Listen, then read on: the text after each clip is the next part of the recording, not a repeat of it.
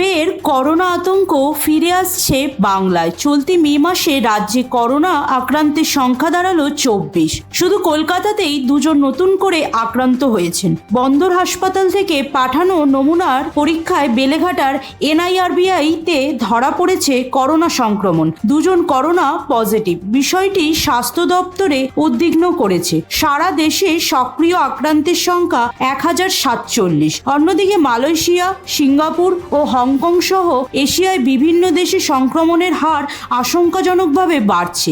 ভারতেও দেখা দিচ্ছে সেই প্রভাব। বিশেষজ্ঞরা বলছেন এটি মহামারীর তীব্র সময়ের তুলনায় অনেকটাই কম, তবে ক্রমবর্ধমান সংক্রমণের হার ভবিষ্যতের জন্য চিন্তার কারণ হয়ে দাঁড়াচ্ছে।